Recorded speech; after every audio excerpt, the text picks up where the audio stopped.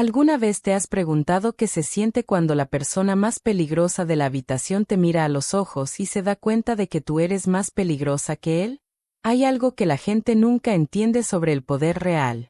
No es el dinero. No son los guardaespaldas ni los trajes caros ni las mesas reservadas en restaurantes donde una botella de vino cuesta más que el salario mensual de un maestro. El poder real es silencioso. Es la capacidad de entrar a cualquier lugar, leer a cada persona en menos de 10 segundos, y saber exactamente cuál de ellas te puede matar antes de que levantes la mano. Yo lo supe esa noche. Y él también. Bienvenidos. Espero que estén bien, de verdad. No importa desde dónde estén viendo esto, si están en casa, en el trabajo, en el transporte, con una taza de café o ya listos para dormir. Gracias por estar aquí. El clima puede estar como quiera afuera, pero lo que les voy a contar esta noche va a hacer que se olviden de todo eso. Mi nombre es Riley Clayton. Y esta es la historia de cómo una noche en el restaurante más exclusivo de la ciudad cambió todo. No solo mi vida, la de él también. Pero antes de llegar a esa noche, necesito que entiendan quién era yo antes. ¿Y quién era él? Porque nada de lo que pasó tiene sentido sin ese contexto. Y el contexto es lo que hace que esta historia sea diferente a cualquier otra que hayan escuchado. Déjenme empezar desde el principio. Cuando tenía 23 años, creía que podía desaparecer. No en sentido filosófico, no de esa manera poética que usa la gente cuando dice que quiere escapar de su vida. Lo digo literalmente. Creía que podía borrar mi nombre, mi historia, mi cara de cualquier base de datos, de cualquier memoria institucional, y simplemente existir como una persona nueva en algún lugar donde nadie me conociera. Había pasado 4 años aprendiendo exactamente cómo hacer eso. 4 años en una unidad que técnicamente no existía, haciendo trabajo que oficialmente nunca ocurrió, para una agencia cuyo nombre nunca voy a mencionar en este video. Cuando salí, me dieron un sobre con dinero en efectivo, un documento de identidad con un nombre nuevo, y 3 palabras: no te contactes. Así que no lo hice. Me convertí en Riley Clayton. Antes había sido otra persona. Esa persona ya no existe, al menos en papel. Riley Clayton tenía 27 años, había nacido en Portland, había trabajado en 2 restaurantes de nivel medio, tenía referencias perfectamente fabricadas, y sabía exactamente cómo moverse en un espacio sin que nadie la mirara 2 veces. El trabajo en The Azure Table lo conseguí 3 semanas antes de esa noche. No porque necesitara el dinero, aunque el dinero ayudaba. Lo conseguí porque The Azure Table era exactamente el tipo de lugar donde ocurren conversaciones que no deberían ocurrir. El tipo de lugar donde las personas con poder real se reúnen bajo la protección del lujo y la discreción, creyendo que las paredes de un establecimiento de ese calibre los hacen invisibles.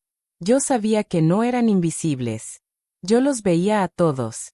Antes de contarles lo que pasó esa noche, necesito que entiendan algo sobre Daniel Kang.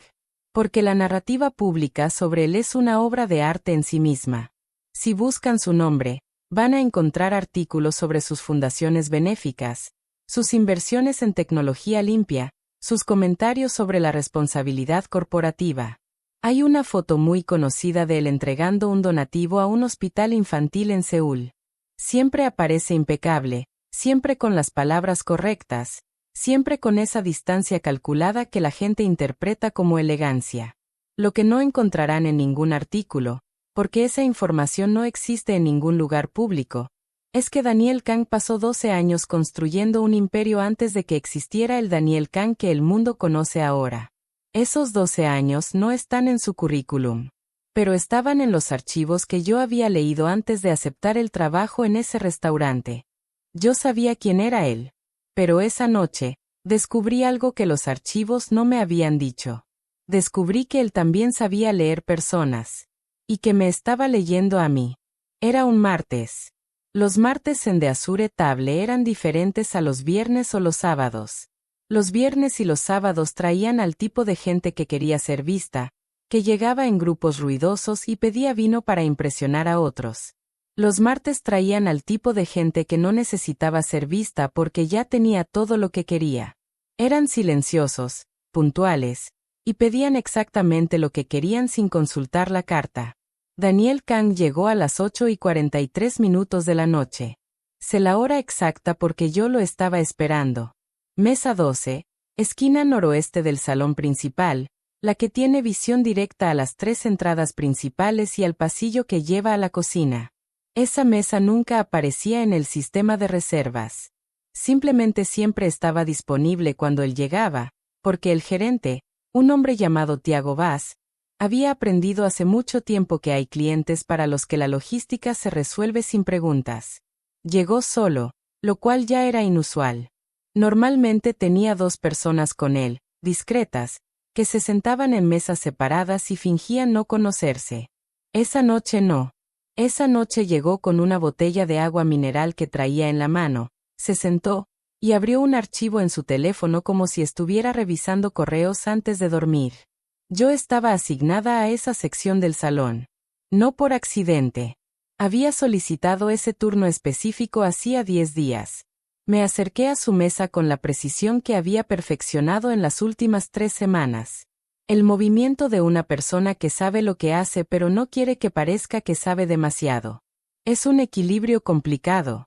La mayoría de la gente que trabaja en hospitalidad de ese nivel desarrolla una eficiencia que a veces roza la frialdad. Yo cultivé eso deliberadamente, pero siempre con el nivel exacto de calidez que hace que los clientes no te recuerden pero tampoco se quejen de ti. Le pregunté si prefería revisar la carta o si ya sabía lo que quería ordenar. No levantó los ojos del teléfono inmediatamente. Ese segundo y medio fue suficiente para que yo hiciera lo que siempre hago, evaluar. La postura. El ángulo de los hombros. La manera en que tenía el pie derecho ligeramente adelantado respecto al izquierdo. Un hábito casi imperceptible en alguien que está acostumbrado a estar listo para moverse en cualquier dirección. La forma en que el teléfono estaba inclinado, no completamente plano sobre la mesa, sino en un ángulo que le permitía ver el reflejo del salón en la pantalla. Él no estaba revisando correos. Estaba observando el restaurante a través del reflejo de su teléfono. Cuando levantó la vista, había algo en su mirada que no había esperado. No era la evaluación que hacen los hombres con dinero cuando miran a las personas que los sirven, ese tipo de revisión superficial que va de arriba hacia abajo y luego regresa a lo que les importa realmente. Era otra cosa. Era el tipo de mirada que reconoces cuando sabes lo que significa, cuando tú misma la has practicado frente a un espejo durante meses hasta perfeccionarla. Era análisis. Rápido, metódico, y tan bien disimulado detrás de una expresión neutral que cualquier otra persona lo habría tomado por indiferencia. Me estaba evaluando de la misma manera en que yo lo estaba evaluando a él. Pidió el menú de degustación, agua con gas, y me preguntó si el sommelier de esa noche era el mismo que la semana pasada. Le dije que no, que el sommelier habitual estaba de viaje, y que el que cubría esa noche era igualmente competente. Asintió, regresó al teléfono, y yo me alejé. Pero sentí su mirada en mi espalda durante los 3 segundos que tardé en llegar al pasillo. Durante la siguiente hora y cuarto, serví 3 mesas más, coordiné con cocina 2 cambios de último momento, y mantuve la vigilancia periférica que era la razón real por la que yo estaba ahí. El salón esa noche tenía 32 comensales. Los conocía a todos, o sabía suficiente sobre ellos. Una senadora regional con su asistente personal, un par de ejecutivos de una empresa farmacéutica que estaban celebrando algo, un hombre mayor que venía solo todos los martes y pedía siempre lo mismo, y grupos dispersos de personas con el tipo de riqueza que no necesita anunciarse. Nada inusual. A las 10:16 de la noche, todo cambió. El primero en entrar lo hizo por la entrada principal, y lo hizo de manera que a cualquier observador casual le habría parecido completamente normal. Un hombre con abrigo oscuro, caminando con la confianza moderada de alguien que está llegando a una reserva. La anfitriona, una chica llamada Priya que llevaba 8 meses en el trabajo y era absolutamente buena en lo que hacía, comenzó a saludarlo con la fórmula estándar. No llegó a terminar la frase. Los otros 4 entraron simultáneamente. 2 por la entrada lateral que en teoría era solo para personal y proveedores. 1 por la entrada del bar. 1 más por la parte trasera, que debería haber estado con acceso restringido. El hecho de que supieran exactamente cómo entrar, el hecho de que se movieran en coordinación sin ninguna señal visible entre ellos, me dijo todo lo que necesitaba saber en ese primer segundo. Esto no era un robo. Esto era una operación. El primer disparo fue al techo. Una advertencia. El segundo no fue advertencia. El salón estalló en caos inmediatamente. 32 personas que un segundo antes estaban cenando en el restaurante más selecto de la ciudad de repente se convirtieron en obstáculos moviéndose en todas direcciones. Gritos. El sonido de sillas cayendo, de cristalería rompiéndose, de alguien que llamaba a emergencias y luego dejaba de llamar porque uno de los hombres se lo impidió. Yo estaba en el pasillo entre el salón y la cocina cuando ocurrió el primer disparo. Con ese sonido, mi cuerpo hizo algo que ya no necesita instrucciones conscientes. Se alineó. La postura cambió. La respiración se ajustó. 4 años de entrenamiento y 3 más de trabajo activo no desaparecen porque hayas decidido vivir una vida diferente. Están ahí, almacenados en el músculo, esperando. Mi primer pensamiento fue la salida de emergencia en la cocina. Mi segundo pensamiento fue Priya, que había quedado atrapada en la entrada principal. Mi tercer pensamiento fue Daniel Kang, que estaba en la mesa 12, la esquina noroeste, con visión directa a los 3 atacantes que habían entrado por el salón principal. Y mi cuarto pensamiento fue que Daniel Kang no estaba debajo de la mesa. Estaba de pie. Lo que pasó en los siguientes 4 minutos es difícil de describir de manera lineal porque no ocurrió de manera lineal. Ocurrió en fragmentos simultáneos, cada uno con su propia urgencia y su propio ritmo. Vi a Daniel moverse hacia el atacante más cercano con una economía de movimiento que reconocí inmediatamente. No era la torpeza reactiva de alguien que actúa por instinto de supervivencia. Era técnica. Calibrada. El tipo de movimiento que resulta de miles de horas de práctica y de situaciones reales donde el margen de error es la diferencia entre estar vivo y no estarlo. Neutralizó al primer hombre en menos de 8 segundos. Mientras eso ocurría, yo ya estaba en el salón. Había tomado del contador de servicio lo que necesitaba, una jarra de metal pesada, el tipo que se usa para agua caliente y que pesa suficiente para ser útil si sabes cómo usarla. No era mi primera opción, pero era lo que había disponible y en situaciones como esa, trabajas con lo que tienes. El atacante que estaba gestionando la entrada lateral tenía la atención dividida entre los comensales que intentaban moverse hacia la cocina y el sector donde estaba Daniel. Esa división de atención fue su error. Yo llegué por su punto ciego derecho, porque en situaciones de alta tensión la gente revisa izquierda primero si es diestro, y él era diestro, lo había evaluado en el momento en que entró. No necesito detallar exactamente lo que hice. Solo diré que funcionó, y que ese hombre no representó ningún problema más esa noche. Para cuando me reincorporé al eje central del salón, Daniel había gestionado un segundo atacante y estaba en posición difícil con un tercero. Difícil no porque estuviera perdiendo. Difícil porque el tercero era claramente el de mayor entrenamiento del grupo, el que sabía leer movimientos y adaptarse, y porque había otros 2 que se estaban reorganizando hacia él desde ángulos que él no podía cubrir simultáneamente. Intervine en el ángulo que él no podía cubrir. No lo hice de manera heroica. No hubo coordinación verbal, no hubo miradas de entendimiento, no hubo ese momento cinematográfico donde 2 personas se miran y saben exactamente qué hacer. Lo hice porque era lo lógico, porque los ángulos del espacio lo dictaban, y porque si no lo hacía en ese momento específico, la situación se iba a complicar de maneras que habrían involucrado a personas inocentes que solo querían cenar. 4 minutos. 5 hombres. Un restaurante destruido. Después, silencio. El tipo de silencio que sigue a algo así no es un silencio tranquilo. Es un silencio cargado. El tipo que tiene peso físico. Los 32 comensales que habían podido hacerlo estaban en la cocina o en el baño o en cualquier lugar que no fuera el salón principal. Priya estaba detrás del mostrador de la entrada, ilesa pero claramente en shock. Los hombres que habían entrado a ese restaurante con la intención de matar a Daniel Kang estaban en el suelo, y ninguno de ellos iba a representar ningún problema en los próximos minutos. Tiago Vaz asomó desde la cocina, evaluó el panorama con una rapidez que me dijo que él también había visto cosas en su vida, y luego sacó un teléfono que no era el suyo y marcó un número. Daniel Kang estaba de pie en el centro del salón. Tenía una pequeña cortada en el costado izquierdo de la frente, nada serio. Su ropa, que probablemente valía más de lo que yo ganaba en un mes en ese trabajo, estaba arruinada. Pero lo que me llamó la atención no fue ninguna de esas cosas. Fue la manera en que me miraba.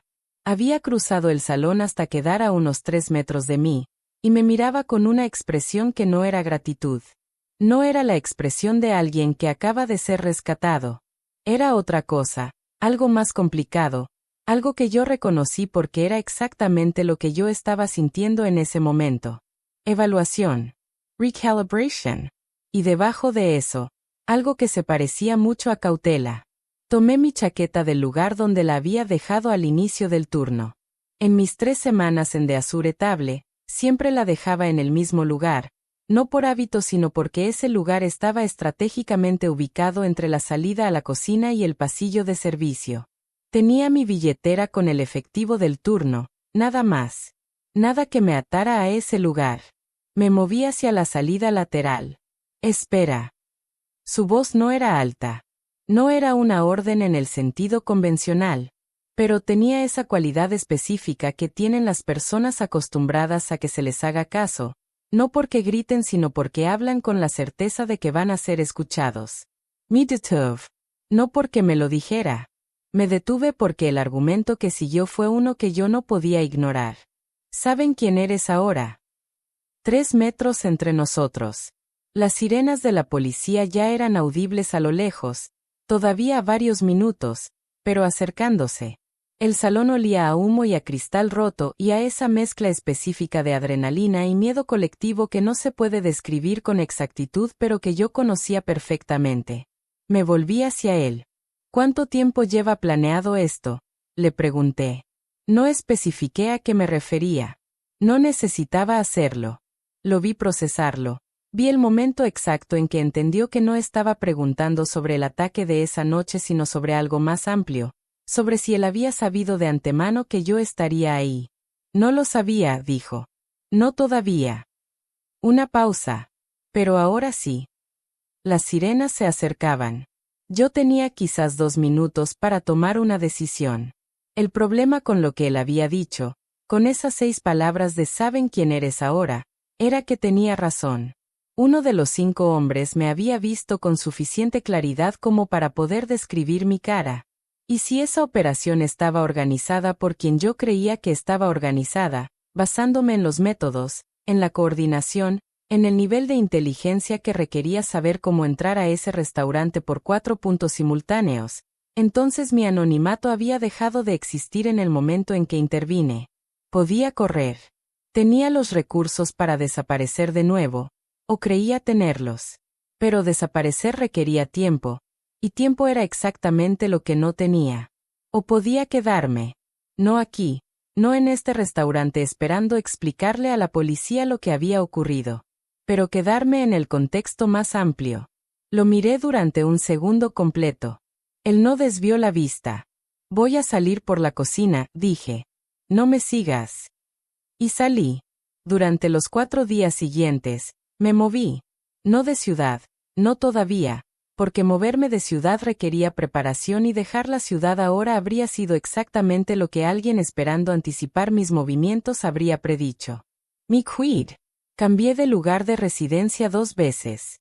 Establecí rutinas lo suficientemente variables como para no ser predecible pero lo suficientemente consistentes como para no llamar la atención. Trabajé en lo que siempre trabajo cuando necesito pensar: información. El ataque en The Azure Table estuvo en las noticias durante exactamente 13 horas antes de que alguien con influencia suficiente hiciera que desapareciera de los titulares principales. Lo que quedó fue vago. La clase de información que se da cuando se quiere dar la impresión de transparencia sin revelar nada útil. Incidente de seguridad. Investigación en curso. Sin víctimas fatales entre los comensales. Lo que no apareció en ningún lugar fue Daniel Kang. Su nombre no estaba en ninguna de las notas informativas. lo cual significaba que él también tenía influencia para mantener su nombre fuera del registro público de lo que había ocurrido esa noche. También significaba que él tenía acceso a información sobre mí antes de que yo pudiera borrar mis huellas completamente. Lo supe con certeza cuando lo vi entrar al bar donde yo había decidido pasar esa tarde. El bar se llamaba Cassidy's. Estaba en un barrio que no era ni bueno ni malo, el tipo de lugar que existe en todas las ciudades, donde la gente va porque la cerveza es barata y nadie te hace preguntas. Había elegido ese lugar específicamente porque no tenía cámaras de seguridad visibles en el exterior, porque tenía 2 salidas, y porque el ruido ambiental hacía difícil escuchar conversaciones desde mesas adyacentes. No había previsto que él sabría encontrarme ahí. Entró a las 6:45 de la tarde, y a diferencia de The Azure Table, aquí no había mesa reservada esperándolo, no había nadie que lo tratara diferente a cualquier otro cliente. Se acercó a la barra, pidió algo, y luego se volvió y me encontró con la vista como si hubiera sabido exactamente dónde estaba sentada. Porque sabía exactamente dónde estaba sentada. Caminó hacia mi mesa. Se sentó sin ser invitado, lo cual fue un movimiento deliberado, la clase de movimiento que hace alguien que quiere establecer desde el principio que no está pidiendo permiso. Lo dejé sentarse. No porque no tuviera opciones. Lo dejé sentarse porque quería escuchar lo que tenía que decir.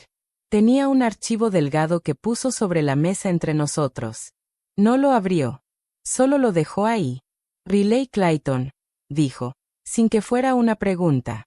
Anteriormente conocida por otros 3 nombres que prefiero no mencionar en un lugar público.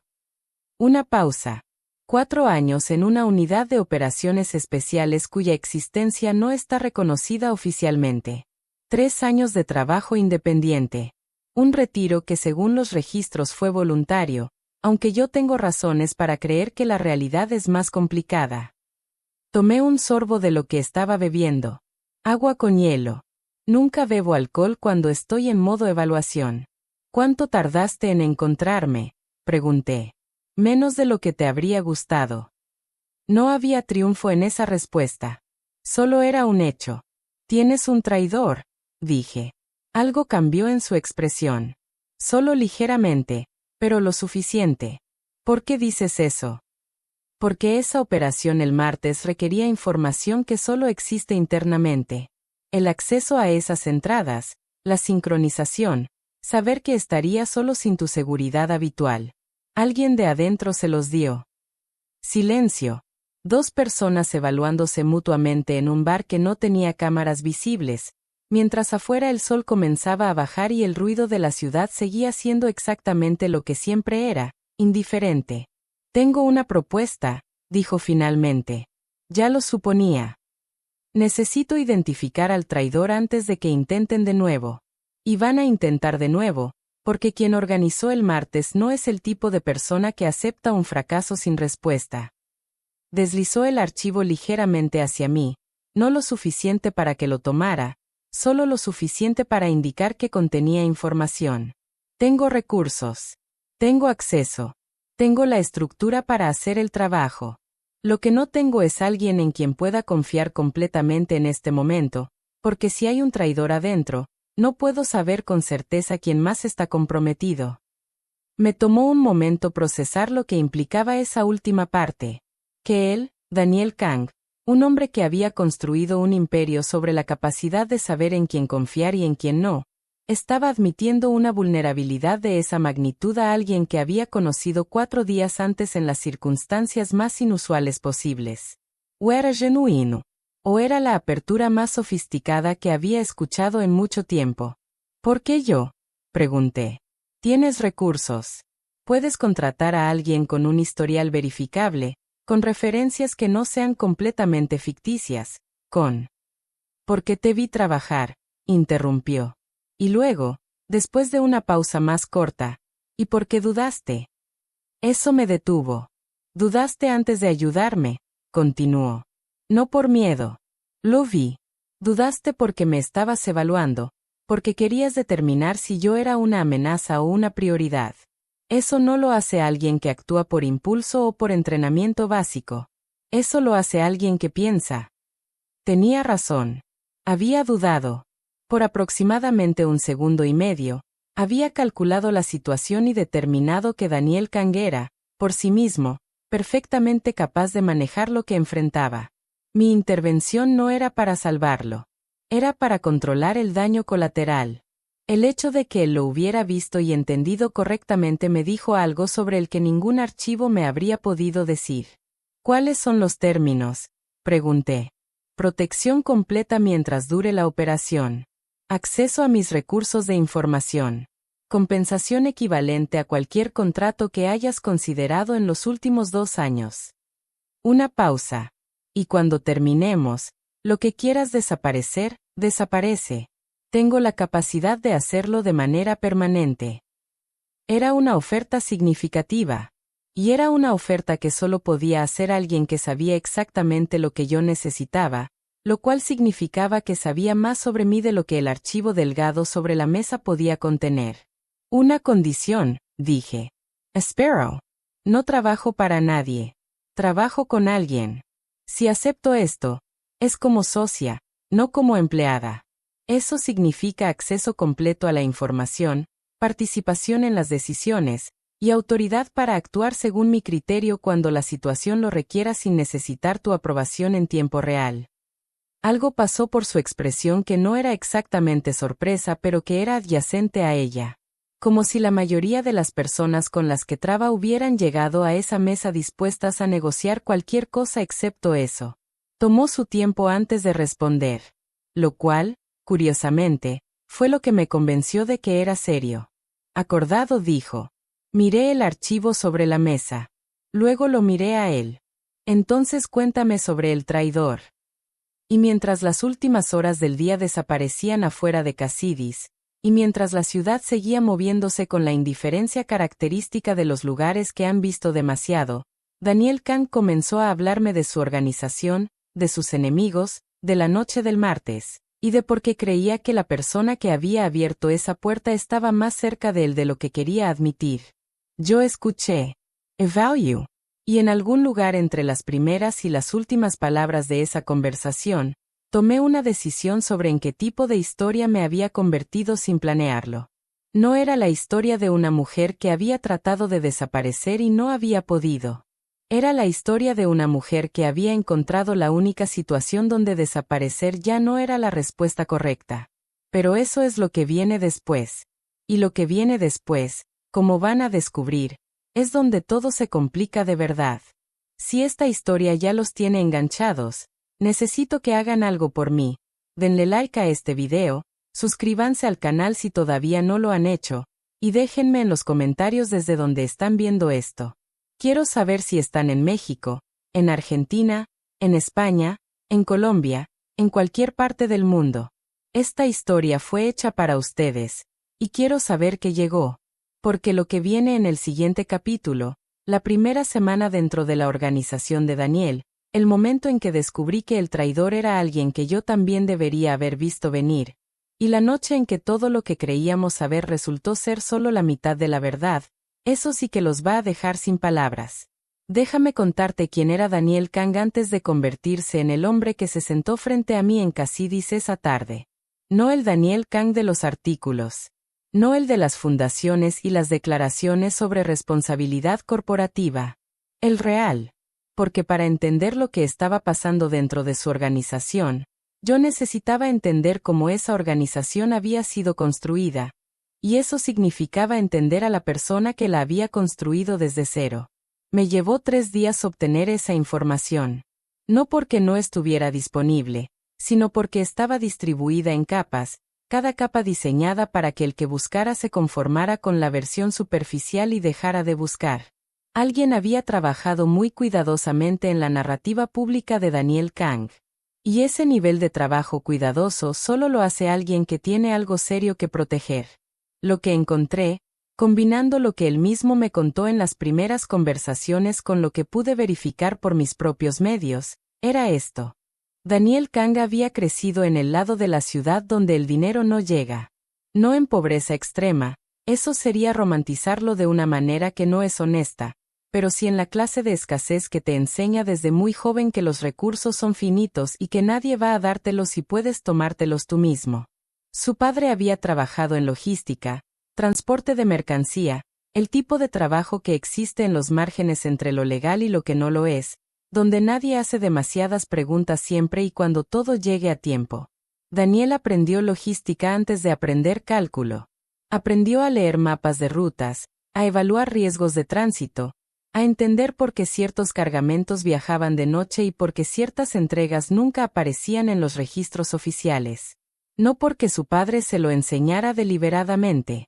Lo aprendió porque estaba ahí, porque observaba, porque desde muy pequeño tenía esa cualidad específica de absorber información del ambiente sin que nadie se diera cuenta de que lo estaba haciendo. Cuando tenía 18 años, su padre murió. No de manera dramática. Fue un infarto, en un almacén, en un turno de noche. La empresa donde trabajaba ofreció 3 meses de salario como compensación y luego cerró el caso. Daniel tenía 18 años, una madre con problemas de salud que generaban gastos constantes, y un conjunto de habilidades que no servían para ningún empleo convencional pero que eran exactamente lo que necesitaba cierto tipo de organización. La organización que lo reclutó se llamaba, en los círculos que la conocían, la Red. No era un nombre oficial. Era simplemente como la gente se refería a la estructura de distribución y protección que controlaba una porción significativa del comercio no regulado en la ciudad y sus alrededores. No era el tipo de organización que aparecía en las noticias frecuentemente porque había aprendido hace mucho tiempo que la visibilidad era el enemigo de la longevidad. Daniel entró como mensajero. 3 años después era responsable de coordinar 5 rutas simultáneas y de gestionar las relaciones con los proveedores externos que la red utilizaba para expandir su alcance hacia otras ciudades. No porque alguien lo promoviera formalmente, porque era sistemáticamente más eficiente que cualquier otra persona en su nivel, y porque en organizaciones de ese tipo, la eficiencia es la única credencial que importa. A los 25 años, Daniel Kang dirigía la red. Y a los 31, la abandonó. Esa parte de la historia era la más difícil de verificar, porque los registros de lo que ocurrió en ese periodo eran fragmentarios y contradictorios. Lo que pude establecer con razonable certeza era que la salida no fue pacífica, que hubo consecuencias para varias personas, y que Daniel emergió del otro lado con suficiente capital, suficientes conexiones, y suficiente distancia de sus orígenes como para construir la estructura legal que el mundo conocía ahora. Lo que no pude establecer, lo que todavía era una pregunta abierta cuando me senté frente a él esa segunda vez en sus oficinas, era cuánto de la red todavía existía dentro de la estructura que había construido encima. Porque esas cosas no desaparecen simplemente porque el nombre cambie. Las personas permanecen. Las lealtades permanecen. Y a veces, las deudas también permanecen. Sus oficinas no eran lo que yo había imaginado. Y yo había imaginado bastante. Estaban en un edificio que desde afuera parecía completamente ordinario. 4 pisos, fachadas sin características distintivas, en una calle comercial donde nadie que pasara pensaría que había algo particularmente notable adentro. El tipo de invisibilidad arquitectónica que, una vez que la reconoces como deliberada, te dice exactamente lo que necesitas saber sobre quién eligió ese lugar.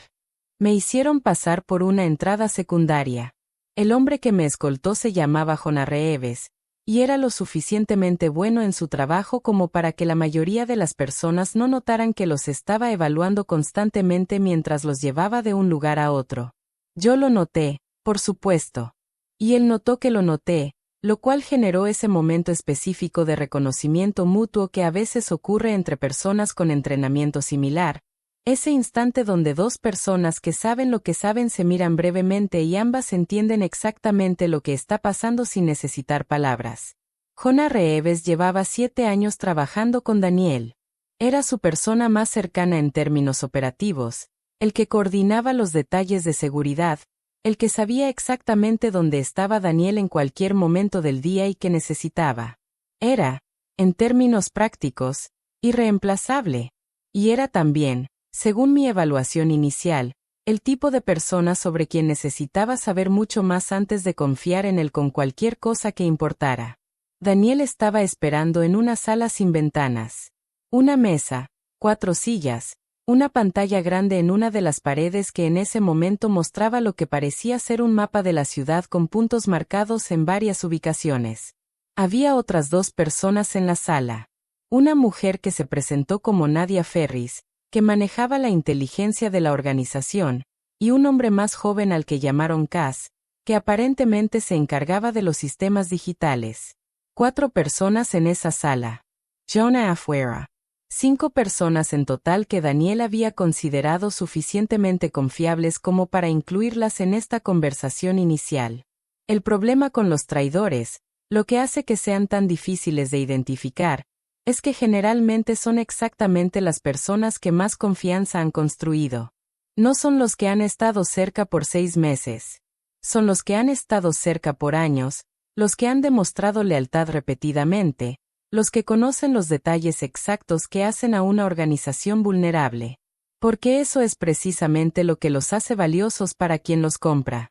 Miré a las 4 personas en esa sala y a Jonah afuera y me pregunté cuál de ellas había vendido la información que casi le costó la vida a Daniel el martes en la noche. El grupo que organizó el ataque se llama Estructura, dijo Daniel, sin preámbulos, sin construir hacia la información. Directo. Lo cual aprecié. No es un nombre que vas a encontrar en ningún registro público porque no operan de manera que genere registros públicos. Son lo que quedan cuando una organización pierde su liderazgo y las partes que sobreviven deciden que la mejor manera de reconstruir es eliminando a quien las desmanteló. Los desmantelaste tú. Una pausa. Partialment. Lo dejé continuar. Hace 4 años, hubo una serie de operaciones que resultaron en el colapso de lo que entonces era la organización más grande de su tipo en 3 ciudades. Algunas de esas operaciones involucraron cooperación con autoridades. Otras no. El resultado neto fue que mucha gente perdió mucho, y que algunos de los que sobrevivieron decidieron que la mejor inversión de su tiempo era esperar el momento correcto para responder. Y ese momento llegó el martes. Apparentmont. Puso algo sobre la mesa. Una fotografía. Un hombre que yo no reconocí inmediatamente, pero cuya cara anoté mentalmente para verificar después. Este es Victor Slade. Era el número 2 de la organización que colapsó. Pasó 16 meses en prisión preventiva antes de que su abogado lograra sacarlo por problemas procedimentales. Lleva 2 años reorganizando lo que quedó. Tomé la fotografía. La miré durante el tiempo suficiente para memorizarla. La devolví. ¿Qué necesitas específicamente? Nadia Ferris habló antes de que Daniel respondiera. Tenía esa precisión en el habla que desarrollan las personas que trabajan con información, esa manera de construir oraciones sin desperdiciar palabras. El ataque del martes requería conocimiento interno. Las entradas secundarias de Azure Table no son información pública. El horario de Daniel esa noche había sido modificado 48 horas antes del evento original, y la modificación solo fue comunicada a 5 personas dentro de la organización.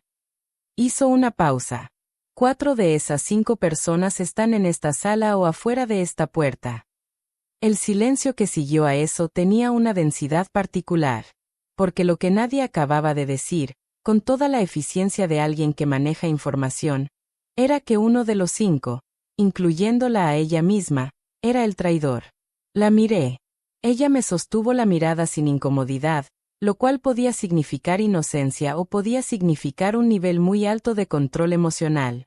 Ambas opciones eran posibles. ¿Cuál es la 5ª persona?, pregunté. Daniel y Nadia intercambiaron una mirada brevísima. El tipo de mirada que ocurre entre personas que han tenido una conversación sobre si incluir cierta información y todavía no han llegado a un acuerdo definitivo. Mi hermano, dijo Daniel. Leon Kong. Maneja las operaciones en el norte de la ciudad. Fue informado del cambio de horario porque tenía una reunión pendiente conmigo esa misma semana y necesitaba saber cuándo estaría disponible. Registré eso. No reaccioné visiblemente, pero lo registré, porque el hermano siempre es la variable más complicada. La lealtad de sangre y la lealtad de interés a veces van en la misma dirección, y a veces no. Y cuando no van en la misma dirección, el resultado es el tipo de traición que más daño hace precisamente porque nadie quiere verla venir. Me dieron acceso esa tarde. No acceso completo. Eso llevaría tiempo y lo sabíamos ambos, pero acceso suficiente para comenzar a trabajar. Cass configuró un sistema para mí, separado del sistema principal, con los protocolos que yo especifiqué. No porque no confiara en su trabajo técnico, sino porque en situaciones donde la fuente de la filtración no ha sido identificada, la única manera de trabajar con seguridad es asumir que cualquier sistema existente está potencialmente comprometido. Pasé las siguientes 2 noches revisando registros, comunicaciones, movimientos, patrones de comportamiento. No buscaba la confesión obvia. Los traidores que duran suficiente para ser útiles a quien los compra no cometen errores obvios. Buscaba las inconsistencias pequeñas, las que se acumulan con el tiempo hasta dibujar un patrón que no corresponde con la historia oficial de una persona. Y mientras revisaba, también observaba a las personas. Jonah Reeves llegaba siempre 15 minutos antes de lo que se esperaba de él y se quedaba 30 minutos después. Había algo en esa consistencia que al principio me pareció simplemente dedicación profesional. Después empecé a preguntarme si esa presencia constante era una manera de asegurarse de estar siempre informado de lo que ocurría. Nadia Ferris era metódica hasta el punto en que resultaba casi hipnótica verla trabajar. Cada cosa en su lugar, cada proceso documentado, cada decisión respaldada por datos. El problema con alguien así es que la meticulosidad puede ser genuina o puede ser una manera de asegurarse de que no hay rastros que alguien más pueda seguir. Cass era joven, 23 o 24 años, con esa energía dispersa de alguien que piensa más rápido de lo que puede procesar cómodamente. Era brillante con los sistemas digitales y menos brillante en todo lo demás, lo cual lo hacía el tipo de persona que a veces comparte demasiado sin darse cuenta. Y Leon Kang, el hermano. Lo conocí al tercer día, cuando llegó a las oficinas sin previo aviso y tuvo que ser informado de que yo estaba ahí. La manera en que procesó esa información fue interesante. No preguntó quién era yo. No preguntó qué estaba haciendo ahí. Me evaluó con una mirada rápida. Miró a Daniel con una expresión que contenía varias preguntas que no verbalizó, y luego simplemente se incorporó a la conversación como si mi presencia fuera un detalle menor. Ese nivel de adaptabilidad podía ser la señal de alguien que maneja bien las sorpresas. O podía ser la señal de alguien que ya sabía que yo iba a estar ahí. Daniel y yo comenzamos a trabajar en los patrones esa primera semana, y fue en ese proceso donde empecé a entender cómo funcionaba su mente. No de la manera en que había evaluado a las personas en mi trabajo anterior, donde el objetivo era construir un perfil para una operación específica, sino de la manera en que empiezas a entender a alguien cuando trabajas a su lado durante horas, cuando ves cómo toma decisiones, qué información lo hace pausar, qué tipo de riesgo está dispuesto a aceptar y qué tipo le genera resistencia. Era metódico sin ser rígido. Sabía cuándo la información que tenía era suficiente para actuar y cuándo necesitaba esperar, lo cual es una distinción que mucha gente con poder no aprende nunca porque están acostumbrados a que la impaciencia funcione a su favor. Escuchaba, lo cual tampoco es tan común como debería ser. No interrumpía cuando yo estaba construyendo un argumento, aunque pudiera ver por su expresión que ya había llegado a una conclusión diferente. Esperaba a que terminara. Y a veces, cuando terminaba, me decía que estaba equivocada. No de manera agresiva. Solo lo decía, con el razonamiento, y luego esperaba mi respuesta. Las primeras 2 veces que ocurrió eso, tuve que calibrar internamente mi respuesta. Porque había pasado años en contextos donde el desacuerdo tenía consecuencias, donde la jerarquía determinaba quién tenía razón independientemente de los hechos. Aquí era diferente. Aquí él me había dado autoridad para actuar según mi criterio, y eso incluía el criterio de estar en desacuerdo con él. La tercera vez que me dijo que estaba equivocada, le dije que él era quien estaba equivocado y le expliqué por qué. Hubo un momento de silencio. Luego asintió, dijo puede ser, y revisamos los datos juntos. Tenía razón yo. No lo mencioné más allá de ese momento. Pero fue en esa interacción donde algo comenzó a cambiar en la dinámica entre nosotros.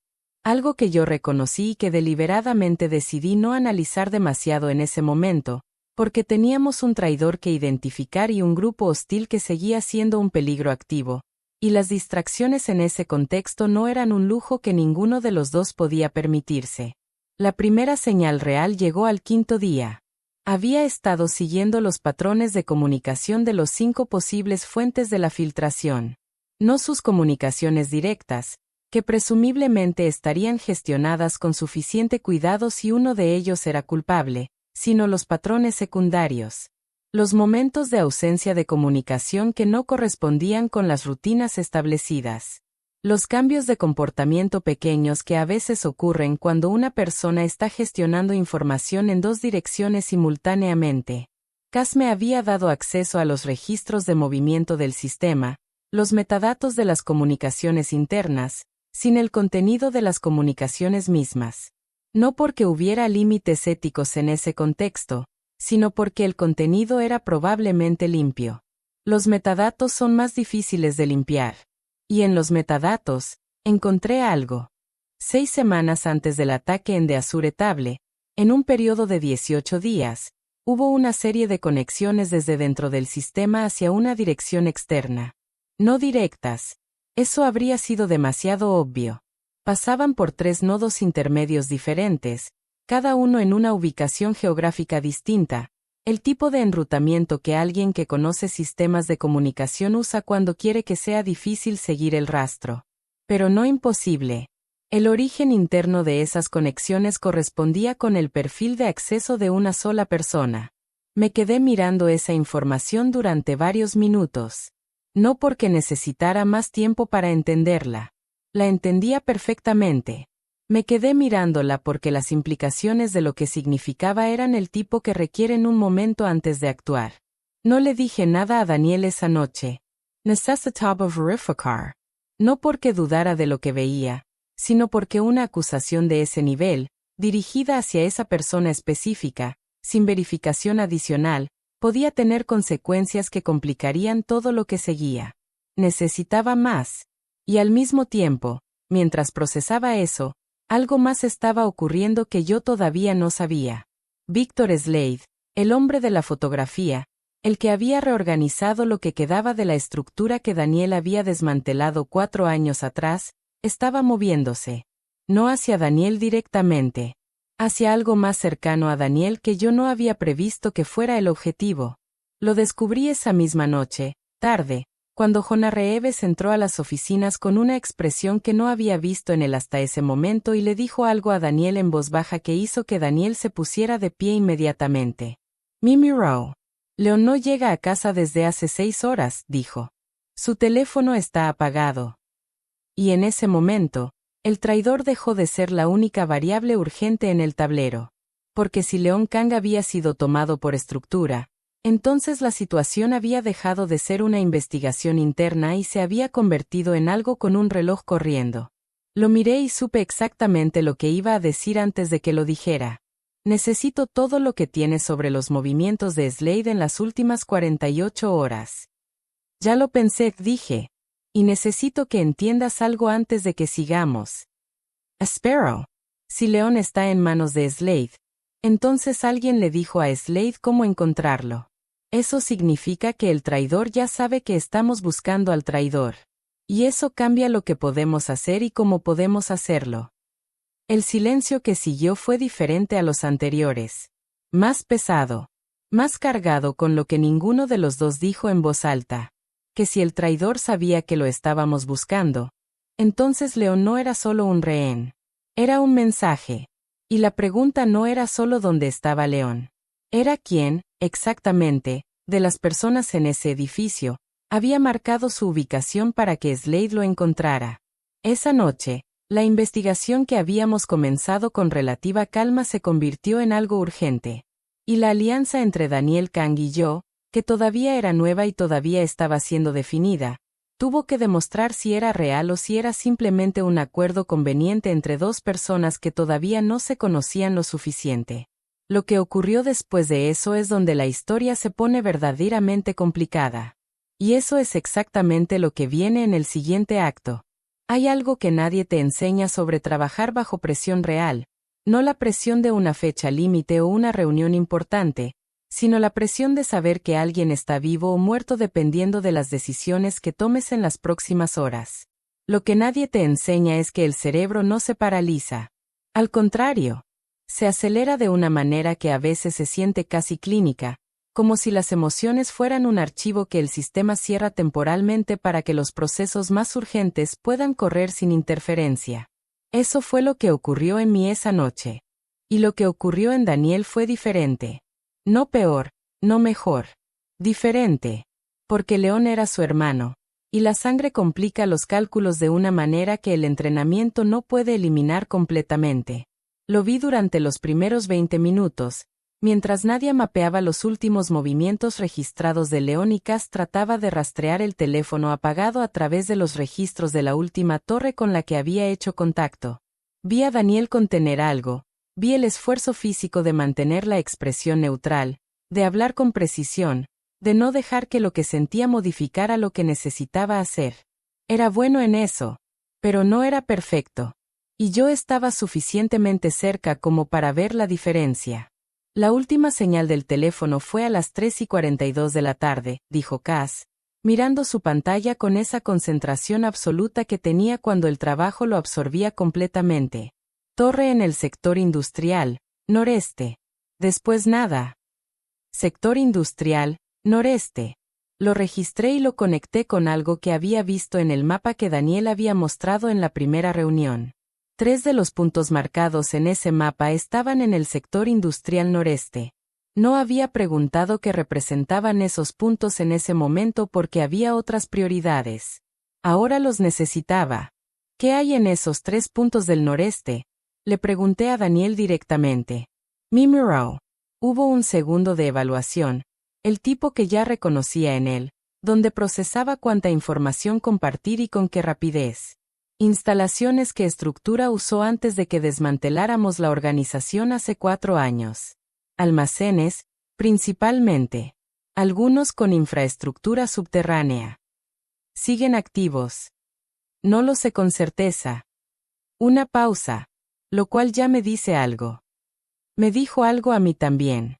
Porque si Víctor Slade estaba usando instalaciones antiguas de su propia organización, instalaciones que Daniel había desmantelado pero cuya infraestructura física todavía existía, entonces alguien le había dado a Slade información actualizada sobre cuáles de esas instalaciones seguían siendo utilizables.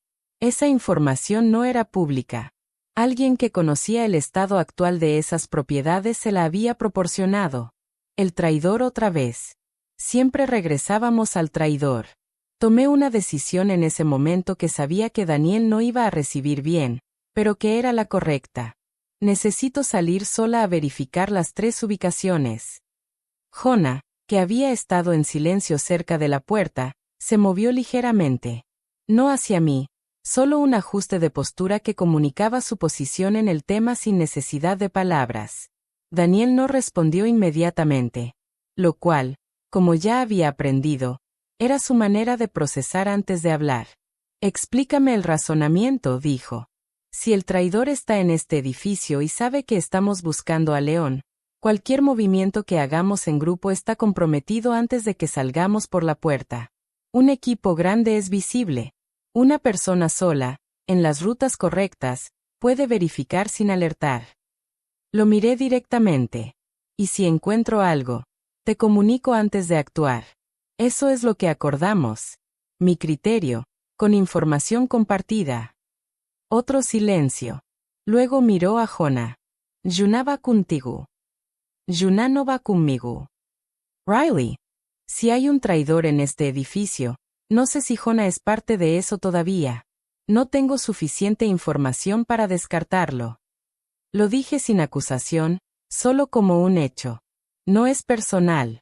Es el protocolo correcto cuando la fuente de la filtración no ha sido identificada. Jonah me miró. Su expresión no cambió, lo cual también era información. Daniel miró a Jonah durante un momento que se extendió más de lo que cualquiera de nosotros esperaba. Luego regresó a mí. Tienes 2 horas. Las 3 instalaciones en el sector noreste estaban distribuidas en un radio de aproximadamente 4 kilómetros. Fui a pie entre 2 de ellas y usé transporte público para la tercera, porque los vehículos registrados eran rastros demasiado fáciles de seguir en ese contexto. La primera instalación era un almacén que había sido convertido parcialmente en un espacio comercial. Las partes que no habían sido renovadas estaban clausuradas con candados que eran más nuevos de lo que deberían ser si nadie los hubiera tocado en 4 años. Anoté eso y seguí. La segunda instalación era más complicada. Desde afuera parecía completamente abandonada.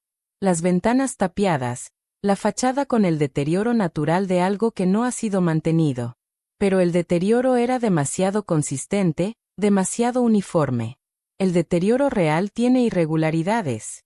Este se veía como deterioro aplicado deliberadamente. Me tomó 40 minutos evaluar el perímetro completo sin entrar. No entré porque entrar sola sin respaldo era el tipo de decisión que solo se toma cuando la información obtenida justifica el riesgo, y en ese punto no tenía suficiente para justificarlo. Lo que sí vi fue suficiente. Había una ventilación en el lado sur del edificio que generaba condensación, lo cual significaba actividad interna que producía calor. En una instalación que supuestamente llevaba años sin uso.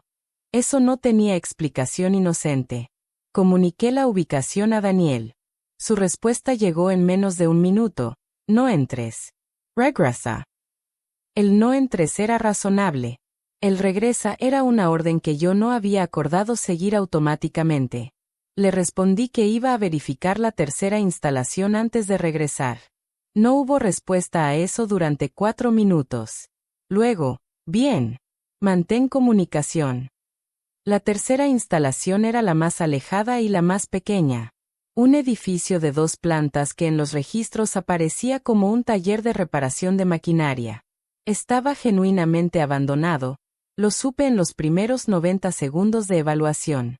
Sin actividad térmica visible, sin rastros de movimiento reciente en las entradas, con el tipo de deterioro irregular que es real y no fabricado. Regresé a la segunda instalación mientras le comunicaba lo que había encontrado. Cuando llegué de vuelta a las oficinas, había algo diferente en el ambiente. No algo dramático. Más bien la clase de tensión que se instala en un espacio cuando las personas que lo habitan han tenido una conversación difícil mientras alguien no estaba presente. Nadie estaba en su escritorio pero no estaba mirando la pantalla. Cass había desaparecido temporalmente, lo cual supe porque su silla estaba exactamente como la dejaba cuando se levantaba, con el ángulo específico que indicaba que planeaba regresar. Jonah estaba donde siempre estaba, cerca de la entrada, pero su postura había cambiado ligeramente. Daniel estaba de pie frente al mapa. ¿Qué pasó?, le pregunté. Se volvió. Y en su cara, por primera vez desde que lo conocía, vi algo que no había visto antes. No era miedo exactamente. Era la expresión de alguien que acaba de recibir información que reorganiza lo que creía saber. León llamó. Midutov. Llamó. Desde un número desconocido. Hace 20 minutos. Dijo que estaba bien, que se había quedado sin batería y que había perdido el cargador. Que estaba en casa de un contacto de trabajo y que regresaría mañana en la mañana. Lo procesé. Y la historia es perfectamente razonable. El tipo de cosa que ocurre. Sin alarma, sin nada fuera de lo ordinario. Mimuro. Excepto que León sabe que cuando su teléfono se apaga sin aviso previo, el protocolo es comunicarse dentro de la primera hora, no a las 6 horas. ¿Verificaste el número desde el que llamó? Cass está en eso. ¿Y el número de donde supuestamente está? También. Me acerqué al mapa. Miré la segunda instalación que había marcado. Luego miré a Daniel. Esa instalación tiene actividad, dije. Hay alguien adentro. Lo sé. Una pausa. La pregunta es si León está ahí adentro voluntariamente o no. Y esa era exactamente la pregunta correcta. Porque si León había llamado bajo presión, Si esa llamada había sido orquestada para darnos tiempo falso y hacernos relajar la urgencia, entonces estábamos perdiendo minutos que no teníamos disponibles. Pero si León genuinamente estaba bien y su historia era verdadera, entonces movernos agresivamente hacia esa instalación podía crear un problema donde no lo había. ¿Cómo era su voz en la llamada?, pregunté. Daniel consideró eso. Normal. Ligeramente apresurada, como alguien que sabe que generó preocupación innecesaria y quiere resolver la situación rápido. Demasiado normal. Silencio. ¿Demasiado apresurada?, continué. Más silencio. Y en ese silencio estaba la respuesta que Daniel no quería dar en voz alta, porque darlo en voz alta significaba aceptar que su hermano podía estar en peligro real. Cass regresó 20 minutos después con los resultados del rastreo. El número desde el que había llamado León era un teléfono prepago que había sido activado esa misma tarde. La dirección que había dado, donde supuestamente estaba pasando la noche, correspondía con un apartamento que existía en los registros pero que llevaba meses desocupado según los servicios públicos del edificio. La historia de León era falsa, lo cual significaba que alguien lo tenía, y que esa persona había calculado que una llamada tranquilizadora era suficiente para darnos horas de falsa seguridad. Daniel procesó esa información con la misma contención de siempre, pero algo había cambiado en la rigidez de sus hombros, en la manera en que tenía las manos sobre la mesa. Yo no lo señalé. No era el momento para eso. Necesitamos entrar a esa instalación, dije. Sí. Pero no esta noche. Mimiro. Si entramos esta noche, entramos con la información que tenemos ahora, que es suficiente para confirmar que hay actividad pero no suficiente para saber cuántas personas hay adentro, cuál es la distribución del espacio, ni cuáles son los protocolos que tienen si alguien intenta entrar. Necesitamos al menos 12 horas para establecer vigilancia y construir un mapa mejor de lo que nos vamos a encontrar. 12 horas es tiempo que León no tiene. 12 horas es también el tiempo mínimo para no caminar hacia algo que nos va a costar más de lo que vamos a rescatar. Lo miré con toda la directness que la situación requería. Si entramos ahora y algo sale mal, no recuperamos a León. Si esperamos 12 horas y construimos el acceso correctamente, las probabilidades cambian significativamente. El argumento era correcto y ambos lo sabíamos. El problema era que el argumento correcto y la decisión que una persona quiere tomar cuando su hermano está en peligro no siempre son la misma cosa. Daniel tardó más de lo que yo esperaba en responder. Y cuando lo hizo, fue con algo que no esperaba. Tienes razón. Una pausa. No me gusta, pero tienes razón. Pasamos las siguientes horas distribuyendo la vigilancia de la instalación.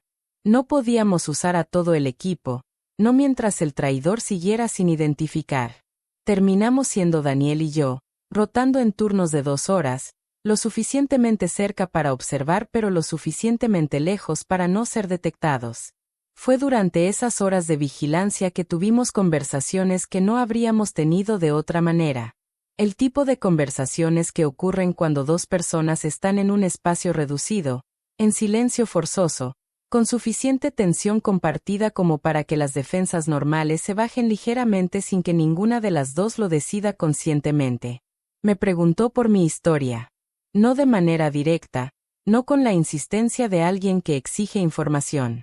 Lo hizo de la manera en que lo hacen las personas que entienden que hay historias que no se cuentan a pedido, que solo aparecen cuando el espacio es el correcto. Le conté suficiente. No todo, porque todavía había partes que no eran para compartir, no todavía. Pero suficiente para que entendiera por qué había elegido desaparecer, porque el trabajo en The Azure Table era lo que era, y porque esa noche, cuando había tenido la opción de simplemente salir por la cocina y no mirar atrás, había hecho lo que había hecho. ¿Por qué te quedaste esa noche?, me preguntó en algún momento de la segunda hora de vigilancia. No necesitabas hacerlo. Me viste trabajar. ¿Sabías que podía manejarlo? Casi. Casi. Eran 5, dije. Con ángulos que tú no podías cubrir simultáneamente. Podías haber manejado 4. El 5º habría sido el problema. Y eso fue suficiente razón. Lo pensé antes de responder, Porque era una pregunta que merecía honestidad. El daño colateral, dije finalmente. Había 32 personas en ese restaurante. Si el quinto te alcanzaba y la situación se prolongaba, el daño colateral aumentaba. No me quedé por ti específicamente. Silencio. Luego, sin que yo pudiera verle la cara completamente en la oscuridad. ¿Y ahora? No respondía a eso. No tenía una respuesta que fuera completamente honesta y completamente conveniente al mismo tiempo, así que elegí el silencio. Él no insistió, lo cual, también, me dijo algo sobre él. A las 2 de la madrugada, Cass me envió los resultados de algo que yo le había pedido antes de salir a vigilancia. Los metadatos que había encontrado previamente, los que mostraban conexiones internas hacia una dirección externa en las 6 semanas previas al ataque.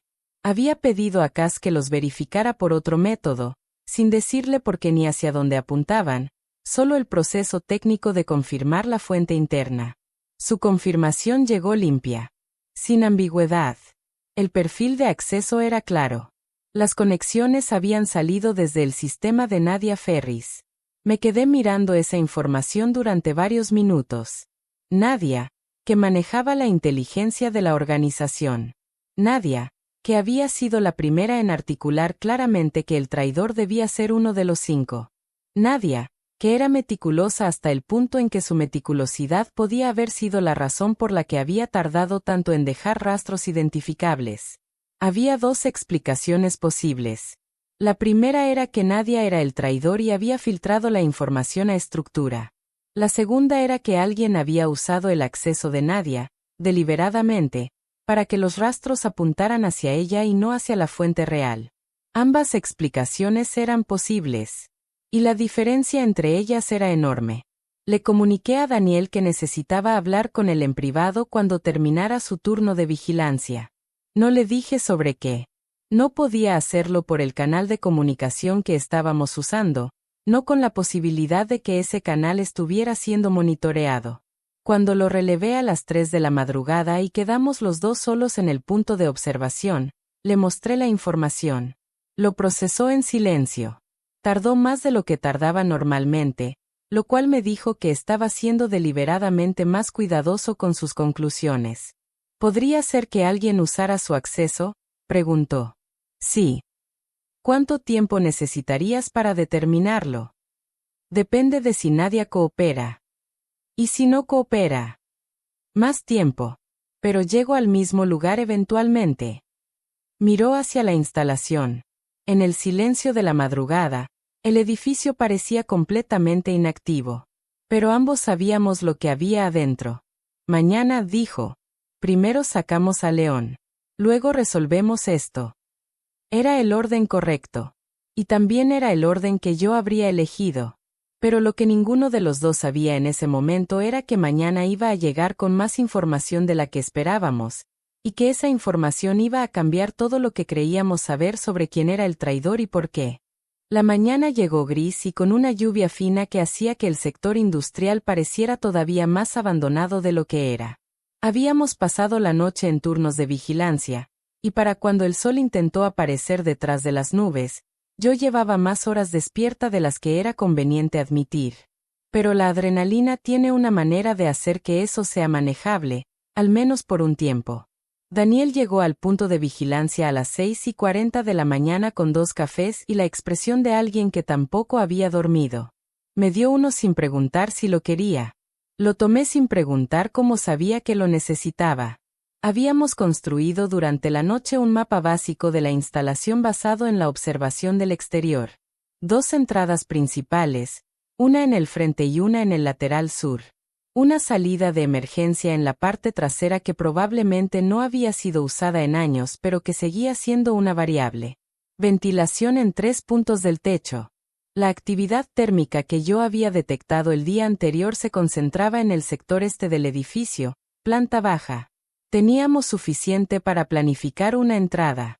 No teníamos suficiente para garantizar que todo lo que nos íbamos a encontrar adentro era lo que esperábamos.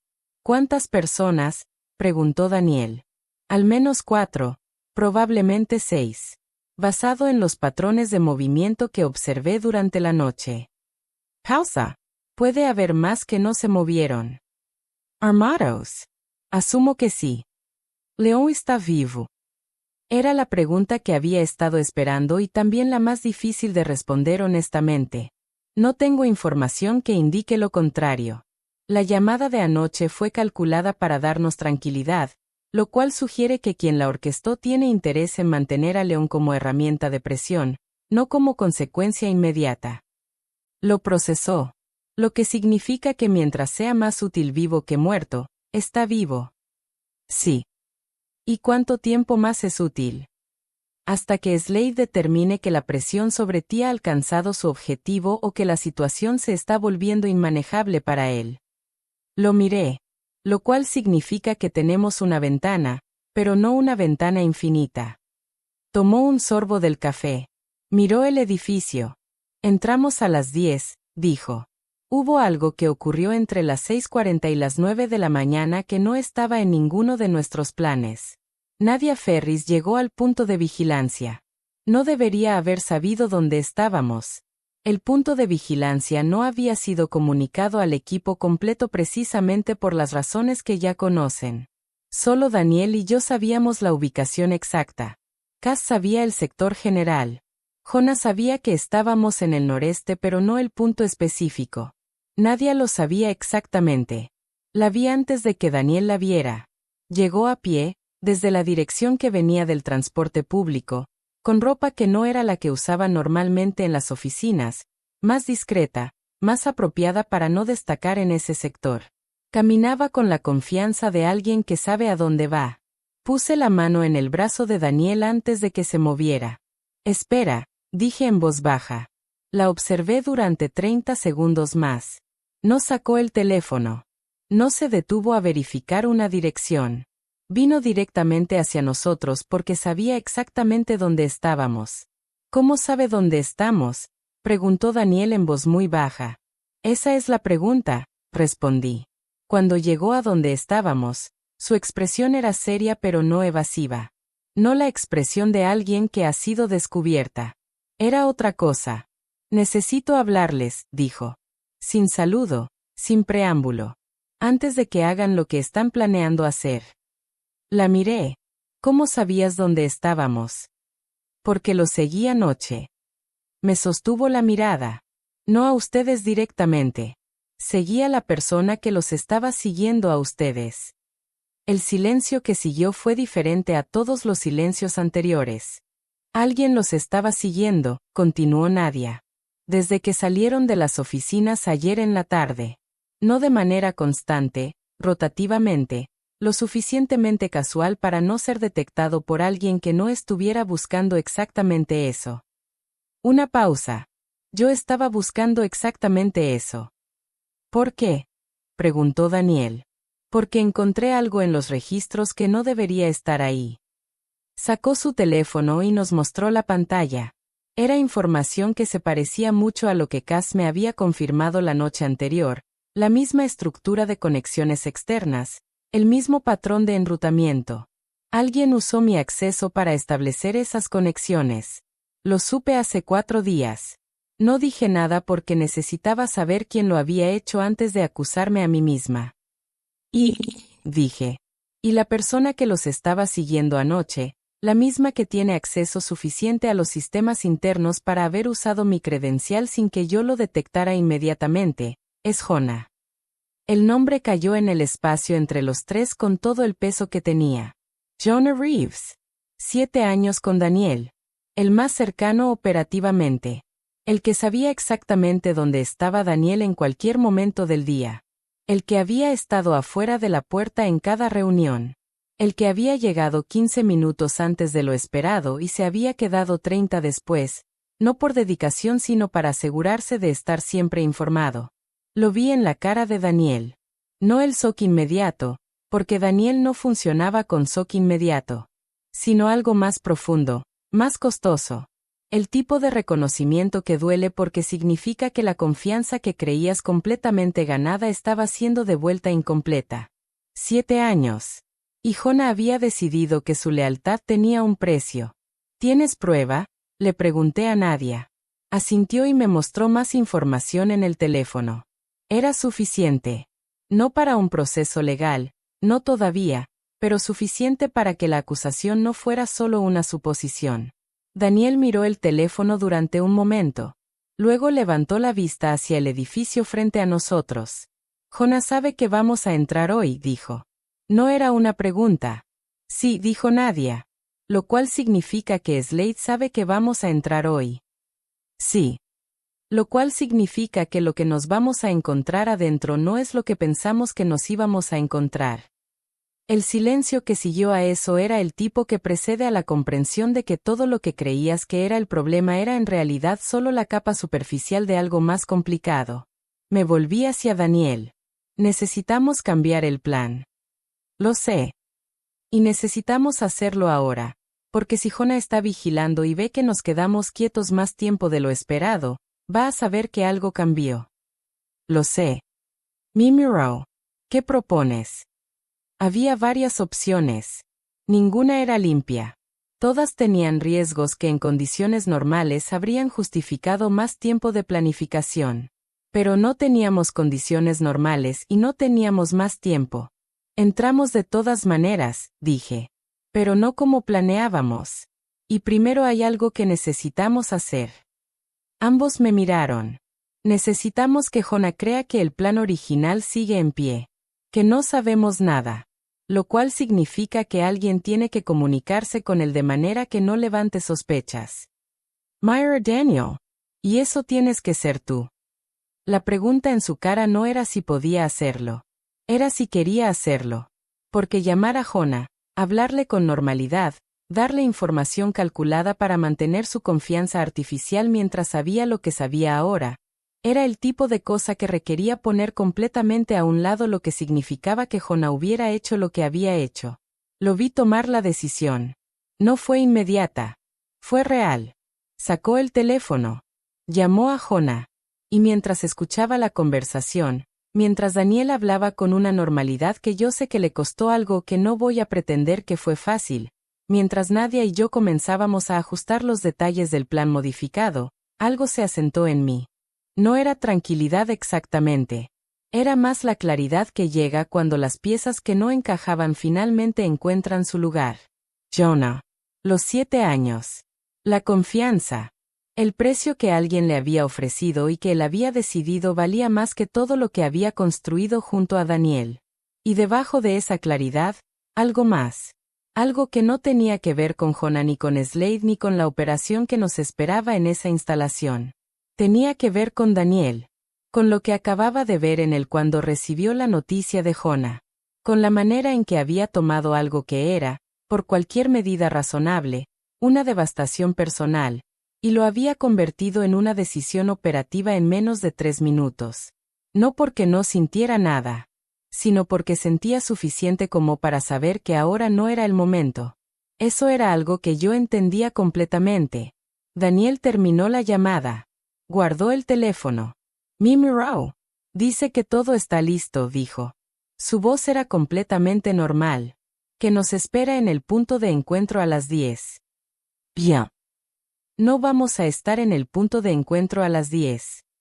No. ¿Qué si vamos a hacer a las 10? Lo miré. Miré el edificio.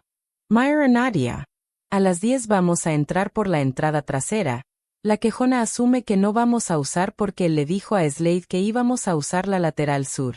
Vamos a recuperar a León. Y vamos a tener suficiente evidencia de lo que encontremos adentro para que lo que sigue sea irrefutable. Y Jonah va a llegar al punto de encuentro a las 10 y no va a encontrar a nadie. Y en ese momento, cuando entienda que sabemos, va a tener que tomar una decisión sobre qué hace a continuación. Lo miré directamente. Esa decisión nos va a decir todo lo que necesitamos saber sobre cuánto daño todavía puede hacer. Daniel asintió lentamente.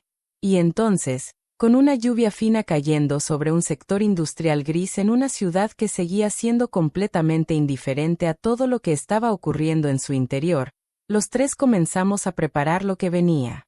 Lo que venía era la operación más complicada en la que yo había participado en años.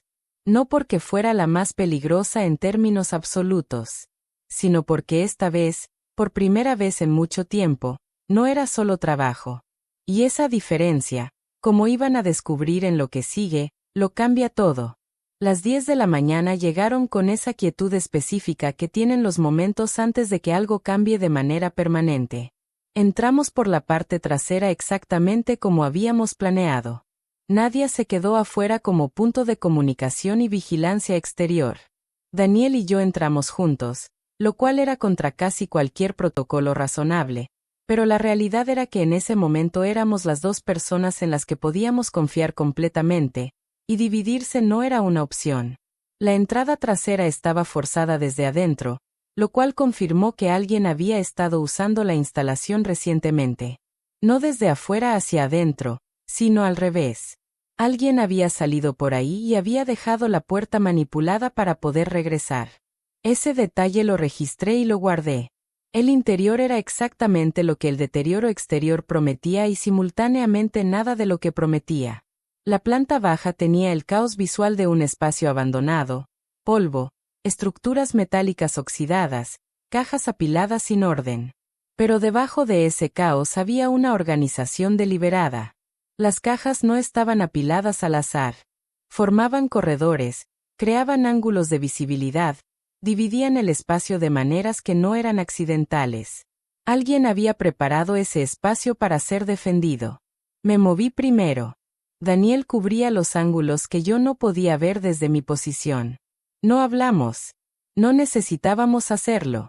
Habíamos desarrollado en los días anteriores, sin que ninguno de los dos lo nombrara explícitamente, una comunicación que funcionaba sin palabras. Un movimiento de cabeza, una pausa, una dirección de mirada. Suficiente. Encontramos a León en el sector este, planta baja, exactamente donde la actividad térmica lo había sugerido. Estaba atado a una silla, con una venda en los ojos que quitamos inmediatamente, con el aspecto de alguien que había pasado horas en esa posición pero que estaba físicamente intacto. Cuando quitamos la venda y vio a Daniel, su primera reacción no fue alivio.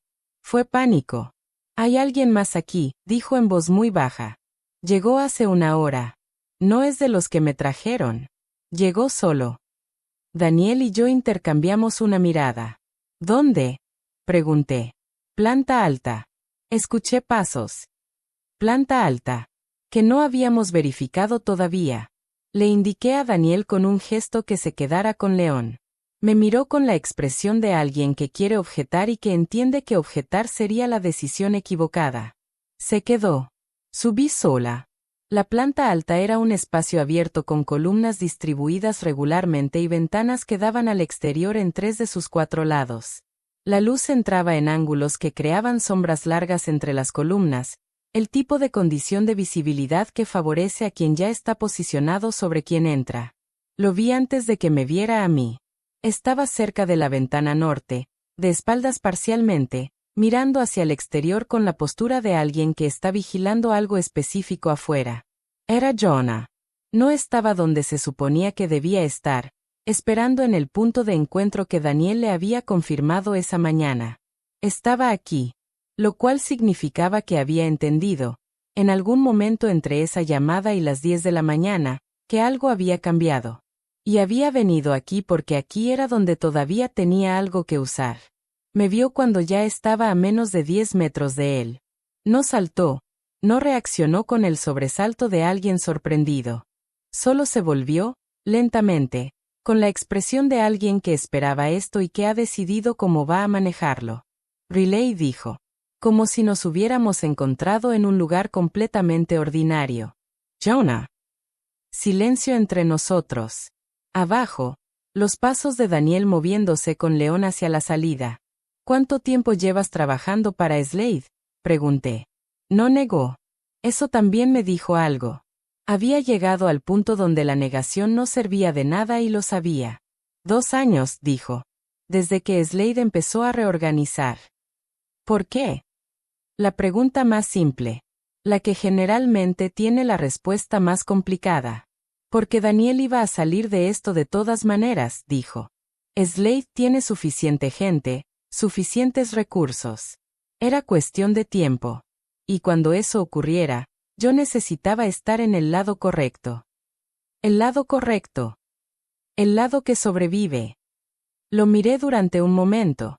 Había algo genuinamente triste en ese razonamiento, no en el sentido de que mereciera compasión, sino en el sentido de que era la lógica de alguien que había decidido que la lealtad era una inversión que se mueve donde rinde más. El problema con ese cálculo, dije, es que Slade no iba a ganar. Algo cruzó su expresión. No convicción. Duda. ¿Todavía tiene suficiente? No. Lo interrumpí sin agresividad. Solo como un hecho. La operación del martes falló. Este plan falló. Tiene a León, o tenía a León. Y eso tampoco funcionó. Cada movimiento que ha hecho ha fallado porque los ejecutó con información que parecía completa pero que tenía huecos. Lo miré directamente. Los huecos que yo dejé. Silencio. Llevo días construyendo un mapa de todo lo que Slade sabe y cómo lo sabe, continué. Cada filtración que pasó a través de ti, la seguí. Sé exactamente qué información recibió y cuándo. Y sé cuál de esa información era real y cuál era lo que yo quería que creyera que era real. Vi el momento exacto en que lo procesó. El momento en que entendió que parte de lo que había estado pasando a Slade durante las últimas semanas había sido información que yo había colocado deliberadamente para ser filtrada. Eso significa que Slade tomó decisiones basadas en información falsa, dije. Lo cual explica por qué cada uno de sus movimientos ha llegado tarde o al lugar equivocado. Jonah tardó varios segundos en responder. ¿Qué quieres?, preguntó finalmente. Quiero lo mismo que Nadia ya le está enviando a las autoridades correctas en este momento. La evidencia completa de la operación de Slade, los canales de financiamiento, los contactos, la red que reconstruyó. Lo miré. Tú tienes partes de eso que nosotros no tenemos. Dámelas, y lo que ocurra después con tu situación específica no va a ser mi decisión. ¿Y si no? Entonces la evidencia que tenemos sobre ti es suficiente para que pases los próximos años explicando tus decisiones a personas que tienen mucho más tiempo que yo para escuchar explicaciones. Jonah miró por la ventana. Abajo, en la calle, la lluvia fina seguía cayendo sobre el sector industrial como si el clima no tuviera ningún interés en los dramas humanos que ocurrían debajo de él. Tomó su tiempo. Luego sacó el teléfono. Y empezó a hablar. Lo que Jonah tenía era significativo. No solo nombres y contactos, sino registros de transacciones, rutas de comunicación, la estructura financiera que Slade había usado para reconstruir su organización durante 2 años. El tipo de información que convierte una operación de aplicación de ley de meses en algo que se puede resolver en semanas. Pasé 2 horas documentando lo que me daba. Daniel subió en algún momento durante ese proceso, cuando León ya estaba afuera con Nadia y en camino a recibir atención médica. Entró, vio a Jonah, y se quedó en silencio durante un momento que tenía todo el peso de 7 años en él. Jonah lo miró. Lo siento, dijo. No sé si era verdad. No sé si importaba en ese punto. Daniel no respondió a eso. Solo asintió una vez, con la economía de movimiento de alguien que está guardando algo para procesarlo en otro momento, y se sentó a escuchar el resto de lo que Jonah tenía que decir. Victor Slade fue detenido 48 horas después. No de manera dramática. No hubo operativo cinematográfico ni confrontación pública. Las autoridades con las que Daniel tenía canales de comunicación, canales que yo no había sabido que existían hasta que Nadia me los mostró, procesaron la información que Jonah había proporcionado junto con lo que Nadia había estado documentando por su cuenta durante semanas, y construyeron un caso que no dejaba espacios. Slade fue arrestado en un hotel a 3 ciudades de distancia, donde aparentemente había estado esperando noticias de una operación que nunca llegó a su conclusión. Según lo que nos llegó después, cuando los agentes entraron a su habitación, él todavía estaba esperando una llamada de confirmación que nunca iba a llegar. Esa imagen, de un hombre esperando noticias de una victoria que ya había sido desmantelada antes de que pudiera ocurrir, me pareció la conclusión más honesta posible para alguien que había construido su estrategia sobre información que yo había decidido controlar desde el principio. León se recuperó completamente. Las 48 horas que pasó en esa instalación le dejaron más consecuencias emocionales que físicas, lo cual era esperable y también manejable. Daniel y él tuvieron conversaciones que yo no presencié y sobre las cuales Daniel no me dio detalles, lo cual respeté completamente. La relación entre hermanos tiene su propia lógica y sus propios procesos, y ninguno de esos procesos me correspondía a mí. Lo que sí supe, porque Daniel me lo dijo directamente una semana después de que todo terminó, era que León había sabido sobre Jonah antes que cualquiera de nosotros. Lo había sospechado hace meses, había visto inconsistencias en el comportamiento de Jonah que no había sabido cómo nombrar, y había estado reuniendo sus propias observaciones sin decírselas a Daniel porque no tenía prueba y porque no quería hacer una acusación contra alguien tan cercano a su hermano sin estar completamente seguro. Esa parte me pareció importante, porque significaba que la información había estado disponible, que las señales habían estado ahí, pero que la proximidad había hecho difícil verlas con claridad. Eso también era algo que yo entendía. La proximidad siempre complica la visibilidad. Nadia resultó ser exactamente lo que parecía ser. Alguien que hacía su trabajo con una dedicación que a veces se confundía con frialdad, pero que en realidad era la manera en que ella procesaba la lealtad. No con palabras. Con trabajo. Con la decisión de quedarse despierta 4 noches seguidas siguiendo un rastro que la incriminaba a ella misma para poder demostrar que ese rastro no era suyo. Eso también era lealtad. Solo de un tipo que no siempre se reconoce como tal. Cass nunca supo completamente los detalles de lo que había ocurrido, al menos no de manera inmediata. Era joven y era brillante y había sido usado sin saberlo como herramienta técnica en un proceso que ocurrió en capas por encima de su nivel de acceso. Con el tiempo lo supo. Su reacción fue la de alguien genuinamente sorprendido, lo cual confirmó que su falta de información había sido real y no calculada.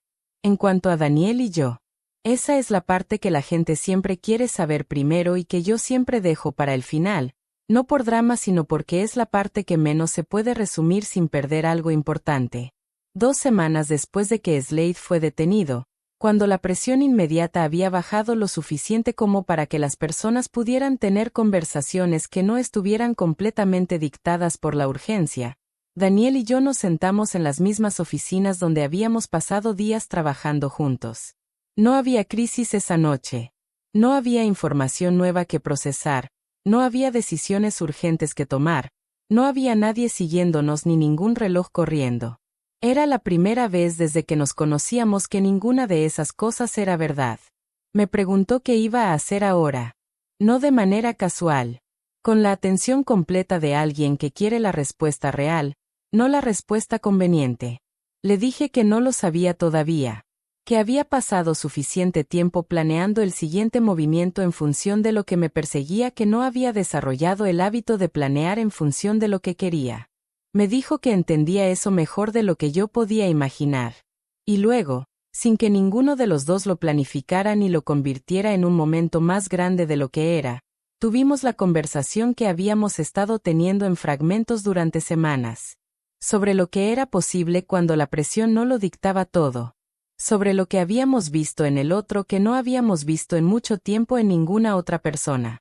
Sobre si lo que habíamos construido en el contexto de una crisis podía sostenerse sin ella.